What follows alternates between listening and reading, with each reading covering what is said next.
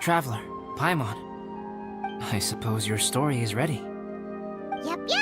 How about you? Do you need some more time? No need. I am also ready to tell my story. Paimon calls dibs. Paimon first! Please, go ahead. Okay, here goes.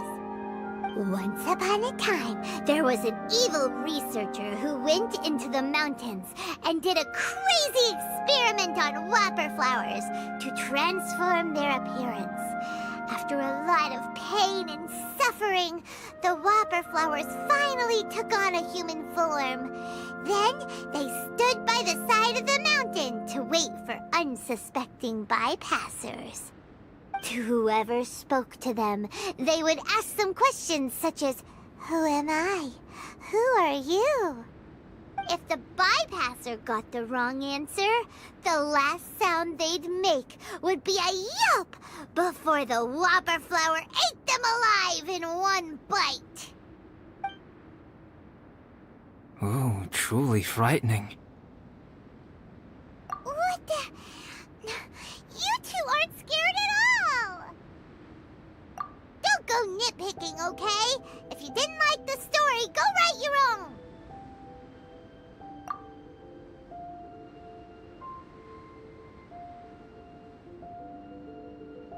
In other words, the whopper flowers would ambush and then completely replace their victims. And then what? Go back to where the person lives? Enter their home? Eat their whole family? Paimon made up this story, but now Paimon's the one who's scared by it. It's a good story. Oh, may I write it down? I may bring it up in future conversations. What for? Just to scare people with? Yes. You've got a real mean streak, Albedo. Mine is a little longer than yours. It starts with an alchemist. A great alchemist once created Subject 1. Subject 1 was her proudest achievement, and successfully blended into human society. No one ever would have thought that this friend of theirs was in fact a synthetic human. However, unbeknownst to Subject 1, the alchemist had tried the same experiment many times before he had come into being. Some of the rejects from failed experiments had been discarded, but had not died. Subject 2 was one such failed experiment. He was swallowed by a great dragon that came to rest upon a snow-swept mountain. Many years later, he was resurrected by the dragon's mysterious power. He saw all kinds of people on the mountain, including Subject 1, who had somehow, miraculously blended in among them. Never in Subject 2's wildest imagination had he thought it possible for experimental life forms such as they to deceive everyone so successfully. He saw the way humans accepted Subject 1 as a friend, witnessed their affection as they addressed him by name. This was what Subject 2 wanted.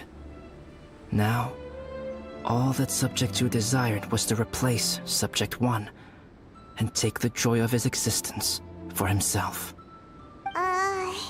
This is giving Paimon the chills. So scary. Subject 2 began to unfold his plan. He stole Subject 1's books and notes, and studied all that Subject 1 had learned from the alchemist. Subject 2 was highly intelligent, and he learned quickly. He changed his face into an exact replica of Subject 1's face. Then, he found a plant with mimicry capabilities, and transformed it using dragon blood and alchemy. And so, not only did Subject 2 transform his own appearance to perfectly match that of Subject 1, he also created a third entity, Subject 3. What? There's 3 of them now?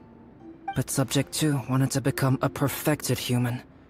So, he erased a mark on both his and Subject 3's necks.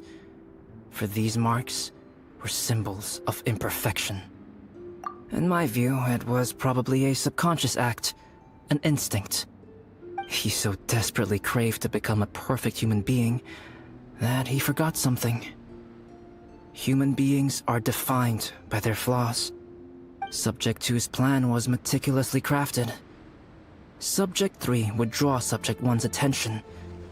After Subject 1 disposed of Subject 3, he would assume the threat had now disappeared and would let his guard down. The next moment that Subject 1 was alone, Subject 2 would make his move. He would eliminate Subject 1 and become the only one remaining. He would secretly replace the Subject 1 of everyone's memories and inherit his identity, residence, clothing, sword, name, and friends. People would have no idea that the individual they knew had become somebody else from one day to the next. This is way too scary. Paimon's never gonna be able to trust anyone again. But just before Subject 2 could carry out his plan, a unique stranger entered the mix. Subject 2 tried to make contact with this person, but found that they could somehow sense he was different from Subject 1. What's wrong? Are you scared? What happened then? What happened to the stranger? He became a new stage in Subject 2's plan. One more person that Subject 2 had to dispose of. It's as if there were 3 identical roses in a garden.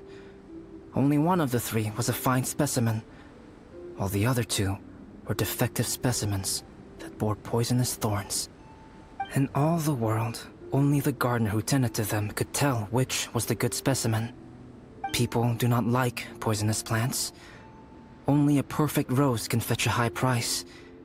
If the inferior specimens wanted to conceal the fact of their worthlessness, they would have to take the gardener out of the picture, using their poisonous thorns. This is exactly what Subject 2 was thinking. So, he hid in the shadows and waited patiently. Maybe soon, he would get his chance to become truly human.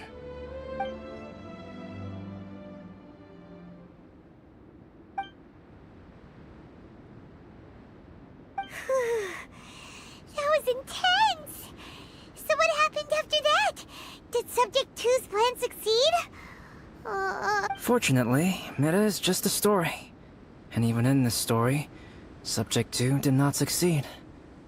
But you can never let your guard down on Dragonspine. Monsters mutated with Durin's power and blood are also creatures of Rhine-Daughter, just like me. You must beware of all such creatures. I'm glad to hear that. It's okay. I know what I am. You and I are both different, so there is no need for me to hide the truth from you. The only thing is that sometimes, when I think about how mighty the power of alchemy is, I feel so small. As beings who set foot in this world, how arrogant are we in desiring to control our destiny, and in desiring to create? Is creation an arrogant act, traveler? If not, why do we call the ones that created us and control us gods? If it is, then what qualifies us to call ourselves creators? How far must we take our reverence and respect, and what purpose does it serve? Nothing special, but whenever I think about it, I feel a twinge of grief. Poor Albedo. Hello? Traveler, are you here? Hey, is that Amber? Thought we might find you here. We're here to deliver a message from Cyrus. There's gonna be a big event down at the base camp, and they want you there too, Traveler. Winter camp is nearing its end. Apparently, even provisional instructors are required to attend. Looks like we need to go, Albedo. Bye for now. Then I won't keep you. I have some things to attend to here, so forgive me for not seeing you down. Don't worry about it. There have been no issues getting up and down the mountain recently. Is everyone ready? Let's not keep them waiting.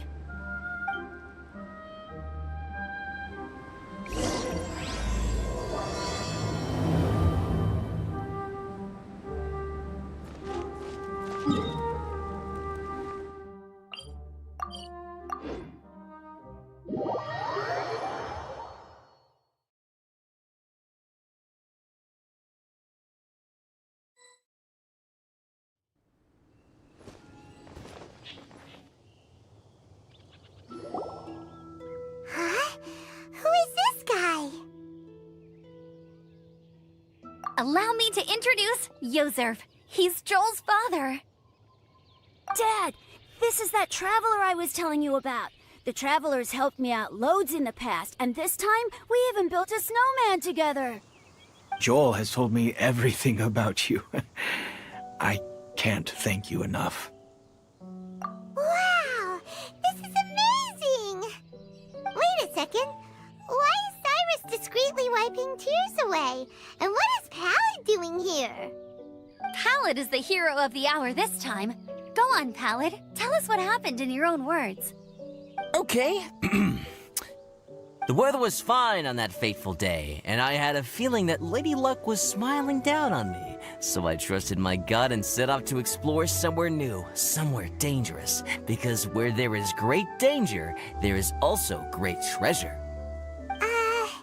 Why does this sound so hard to believe? But I had only been away from the group for a short while when I fell down a slope and just started rolling. Uh-oh. Did my bad luck rub off on him when we ran into each other on the mountain? The place I fell to was somewhere I didn't recognize, and I'd sustained a few injuries. I remember thinking to myself, this is the worst luck I've ever had in my whole life. Then I met Yozerf. He'd heard the sound of me falling and came out to see what was going on. Huh? Wow! So it was completely by chance then! I thought he must have been someone from the Adventurers Guild here for the event, but after a few words of conversation, it was clear that he was having memory problems. He didn't even know his own name. The temperature was freezing, and there was no time to deal with all that there and then, so I convinced him to come back to the camp with me and figure everything else out after we got there. We got back to the camp, ran into Joel, and the moment he saw him, he froze for a second with this completely stunned expression on his face, and then he started crying out, "Dad! Dad!" That's when Yozerf suddenly started to remember. My memory has still not fully recovered, but Joel and his mother, they are the only ones that I will not, no, that I cannot forget. Daddy. Daddy's right here, Joel. Daddy's right here. Yozerf, don't you remember anything else at all? The poor princess, feeding the foxes? I'm sorry. I have no recollection. Maybe it's because of the head trauma. I'm not sure. I woke up and found myself covered in blood. My things were gone, and there was nothing to indicate who I was or how I got there. I crawled into a cave and settled in for a slow recovery. After my legs and feet were a little better, my hunting skills were what kept me alive. Dad, I was so worried about you. I'm all right now, Joel. Oh, don't cry. Daddy's not going anywhere. I'm here to stay. Oh, this is good. This is good. You know what, though? I definitely think my luck got worse after running into Benin on that mountain. I knew it. I just... No. I just meant if it weren't for you, there's no way I ever would have run into Yozerf on a mountain this huge. Besides, we got back safely, didn't we? So don't blame yourself. Maybe sometimes miracles can only happen when you get just unlucky enough. Pallid. When did you become such a smooth talker, huh? Huh? Am I? I was just telling the truth. Oh, yeah. I want to say thank you to the Traveler, Uncle Cyrus, Auntie Eula, and Auntie Amber. Thanks, everyone. You all helped look after me, and I will always remember it. But I guess I can't take the snowman with me, or it'll melt once it leaves Dragonspine. It's such a shame. Oh, I can help with that. One moment. Huh? Eula? Here, take this. It's powdered rime. Just add it to your snowman, and it will never melt. Wow! Really? Oh, this is awesome! You're the best, Auntie Eula! Dad, I have an unmeltable snowman now! How cool is that? How can I ever repay you all? Thank you all. Thank you from the bottom of my heart. Dad, I want to go move the snowman. Can we do it now, please? Okay. I'll be leaving with Joel now. I'm sure I'll see you all another day. Very well, very well. It's time for Pallet and I to have another discussion concerning his breaches of adventurer discipline. Huh? But Cyrus, I think I kind of made up for my mistakes this time, you know? See you guys! Oh, I made this for you and Amber. Think of it as a winter souvenir. Aw, are you sure? This must be really important to you. Come on now, just take it. No need to make such a fuss. Wow! Now our snowman won't melt either! Great! You're welcome. Just keep it, that's all I ask.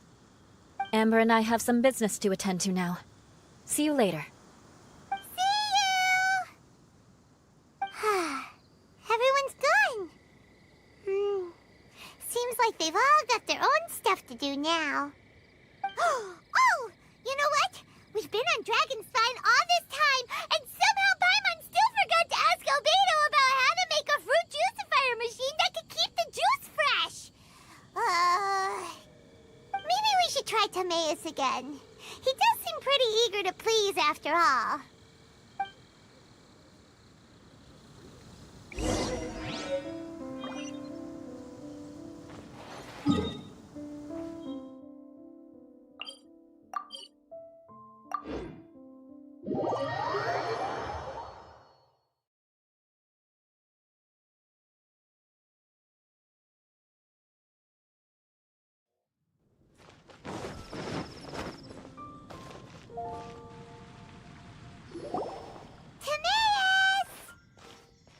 Traveler and Paimon, what can I do for you?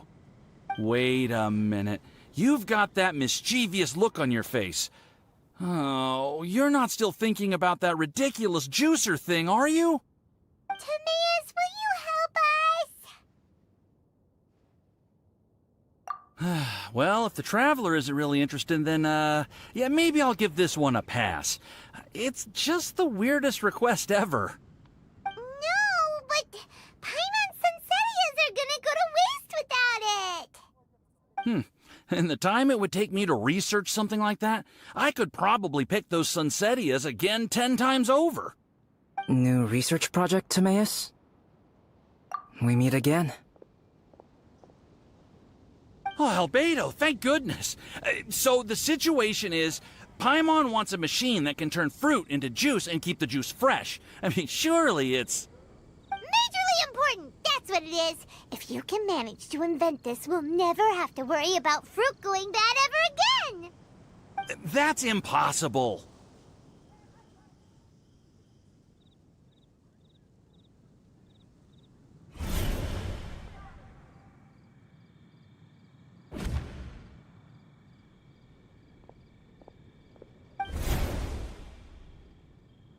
Turning fruit into juice is not hard, but keeping it fresh is more difficult. But if you simply want to keep the fruit from rotting, there are many ways to achieve this. Right, Traveler?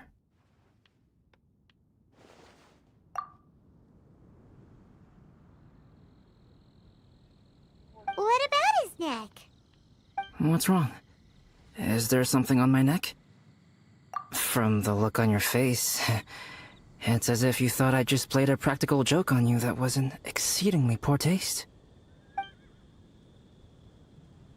Albedo, you were saying, how do you stop fruit from going bad? Well, one way would be to bury your fruit on Dragonspine, where the snow never melts all year round. But then Paimon won't be able to eat them! You could always live on Dragonspine. No, too cold for Paimon. Or you can give the fruit to me, and I would take it to Dragonspine for you. But since you don't like the cold, you'd have to send someone else to pick them up when you want them. This is where you come in, Traveler. Suddenly sounds a lot more feasible with other people doing all the work. Okay then, shall we go with that idea? Fruit buried on Dragonspine will stay fresh for much longer. However, it is also possible that the fruit will sprout and grow into fruit trees. Who knows? Maybe the next time you visit, it will have grown into an orchard. You can water the trees, add fertilizer, and when they finally bear fruit, you will have some fresh Sunsettias. No way! Then Paimon will have to be a gardener. That's not the goal here. Oh? Well, I don't think being a gardener is so bad.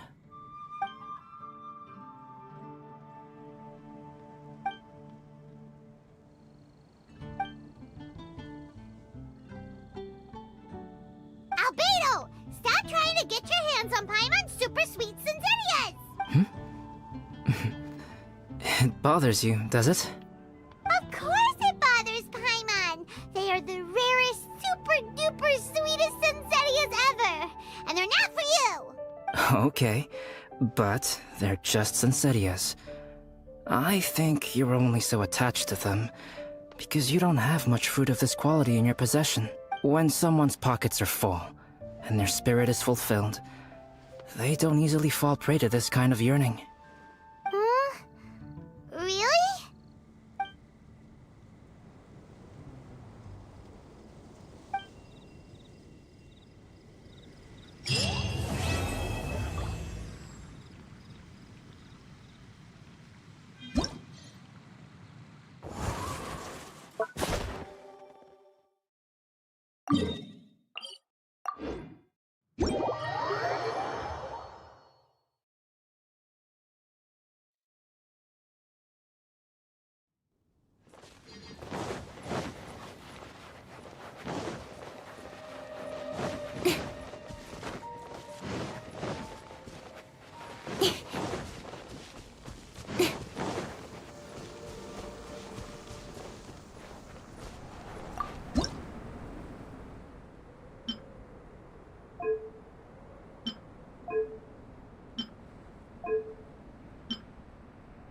Don't worry. Snowfall on this scale is no impediment.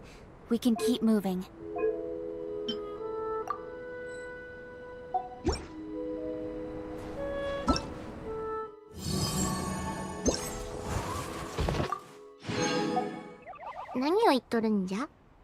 気づいてないのも無理はない。街中での変身は気が引けるが。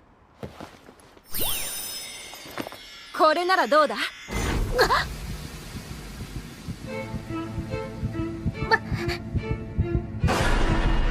魔法少女！さあ、今度こそ魔石をいただこうか。